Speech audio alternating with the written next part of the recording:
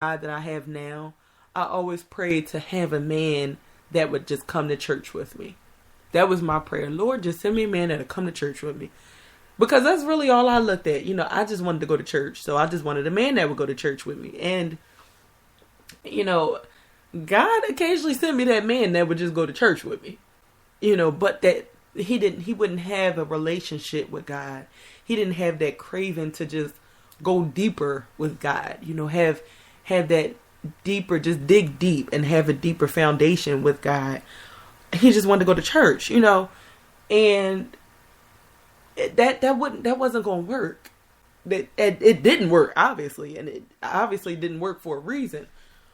And it's just our relationship and our fellowship and our ministries and everything about our relationship with God just blows my mind sometimes, because I would have never thought that, my husband and I, even prior to knowing about Daniel, but I would have never thought that my husband and I would be doing the things that we're doing now. Bible study, and not just at church, not just, come on, let's wake up and go to Sunday school and then church, or even get up and go to Bible study at church on Wednesdays and then church on Sunday. Like, we do Bible study at home. And like Daniel said, we're definitely trying to get better with it, but at one point we were waking up at 5 o'clock in the morning before it was time to get ready for work and do Bible study together. And it's so refreshing, and it's just awesome. It's awesome that whole equally yoked thing is real. It's definitely important to find someone that you're on the same level with, and someone that's not going to stay stagnant, because Daniel and I, luckily God knew us.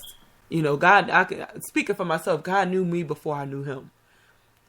So he knew exactly whose direction to send me in. And it's just an awesome feeling. But yeah. So I don't know, Daniel's making his face right now. I'm trying to analyze it. And go ahead.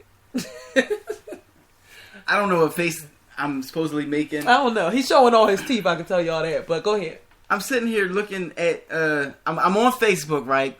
So I'm trying to figure out these dates, because she really got me all messed up. So I'm looking, I'm all the way at in 2013. And, what, man. You finding that I'm right? No, it ain't even that. I can't even find that yet, but I was still way deep in sin, y'all. I was all up in this sin. Goodness, I talked a lot of sports.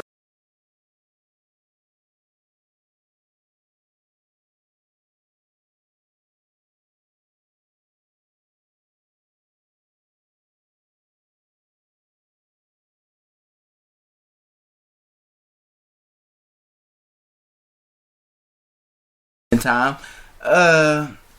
Yeah. I don't really know how that is supposed to work. Yeah. But needless to say, our own personal journeys and our different backgrounds and finding God and getting to that point were completely different. But at the same time, all of those lessons learned along the way in the journey has really helped and shaped us to the people that God wanted us to be. And I mean, I don't know. I don't remember if we talked about this last week, but in all due honesty, we met in 2008, and God was obviously still working on us up until 2013 when we ended up getting together, because for one, we weren't strong enough, and because God saw that he was going to put us together way before we were thought of, way before we were born. He already knew. And he knew everything that we would go through. And so he allowed us to meet.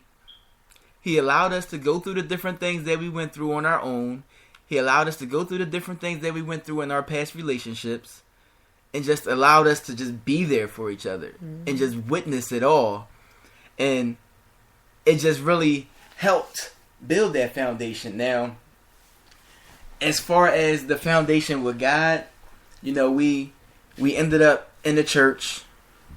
We ended up in the Word. We love being at church. I mean, it's no time that they say, yo, something going on that I don't really want to be there. You know, if it's something going on, I'm trying to be up in that joint because I'm trying to get the word. And man, we got some preachers some preachers and some teachers in our church. So, I mean, when you have that church home where you have teachers, you know, because I mean, let's be real. Let's be real. There are many false prophets out here who can get you hoopla, hyped up with the word, but it's no substance. But, you know, when you have that church where you're actually getting the word of God and you're learning the word of God and you're not just feeling all, yes, I feel good, I can make it through the day, but you ain't got no word in you. You know, it really doesn't help you. So, you know, that key ingredient to building that foundation in God is obviously being in a teaching church home. I mean, we all respond to the word differently. We all are attracted differently. But at the end of the day, it's the word that's important. So, I mean, both Lynette and I were both attracted to the church through the music, which is great. You know, I know some dancers that, you know, a great praise dance goes on in the church, and they like, yo, this is it for me, because they love dancing. That's what speaks to them. And then you have those other people that I mean, it's the word. You know, it's the way the preacher preaches. That may get them. You know, the preacher may holler and hoop, and you know, we in a Baptist church, so you know we have some Baptist preachers that we see, and you know, it's a different style. So you know, being in a Baptist church as opposed to looking at Joel Osteen or Joyce Meyer or T.D. Jakes or John Gray, is different preaching styles, is different teaching styles. So, you know, finding what's comfortable for you, but at the same time being in a church that is teaching the word of God, you know, and you cannot, babe, you gotta let them know, you cannot go to church on Sunday and think you good. Yeah. You can't just go to church on Sunday and think you're good. It's not enough. It's not going to work for you. I need that midweek refill, man. Midweek refill. I need that daily refill. Yeah. And it's crazy because, you know, I'm a part of a men's prayer call every morning, and those who have been listening to the Melting Pot Radio for a while, you know that the ladies also have a prayer call on Thursdays in the sisterhood, and you know, so now my boy Kelsey, you know, he has a men's prayer call every morning, Monday through Friday. And this morning, you know, Lynette and I had already picked this topic last week on our Wednesday. That's dope, yo. Wednesday. Yeah, every Wednesday we go on a date, yo. Just every Wednesday we go on a date. That's what we do. So, you know, we already picked the topic last week, but this morning Kelsey was talking on this topic and, you know, teaching on this topic of, you know, filling yourself up with the Spirit, filling yourself up with as much word as possible. And, you know, you can't feel as though everything is good just by the Sunday service. Yeah, guess what? Oh my gosh, you feel good after service on Sunday. Sunday is like, yes, you good. Then you wake up Monday morning and then life is back to normal.